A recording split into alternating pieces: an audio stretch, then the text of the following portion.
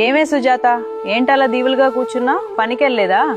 ఏం పని లక్ష్మి, ఢిల్లీ వాళ్ళు మన ఉపాధి హామీ పథకాన్ని మార్చేస్తున్నారట కదా.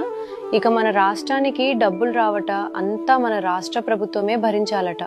ప్రతిపక్ష నాయకులు అదే చెప్తున్నారు. మనకు పనులు దొరకవేమో అని భయంగా ఉంది. ఓసి పిచ్చిదానా, అవన్నీ ఉట్టి పుకార్లు. ప్రతిపక్షాలు రాజకీయాల కోసం అబద్ధాలు చెప్తున్నాయి. అసలు విషయం ఏంటో తెలుసా?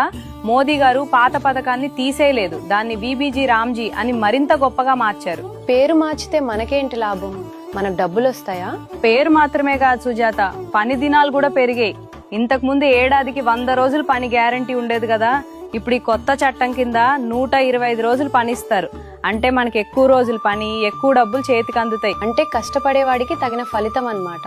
మరి ఆడవాళ్ళ పరిస్థితి ఏంటి? భలే అడిగావు. ఈ పథకంలో ఆడవాళ్లకే పెద్ద పీట. ఇప్పటికే ఈ పనుల్లో 58% మంది మన ఆడవాళ్లే ఉన్నారు.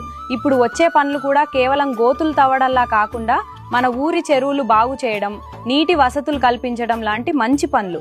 దీనివల్ల మన వ్యవసాయానికి కూడా మేలు జరుగుతుంది. అమ్మయ్యా, ఇప్పుడు నాకు ధైర్యం వచ్చింది లక్ష్మి. 100 రోజుల నుంచి 120 రోజులు పెంచడం నిజంగా గొప్ప విషయం. అనవసరంగా ప్రతిపక్షాల మాటలు నమ్మి భయపడ్డాను.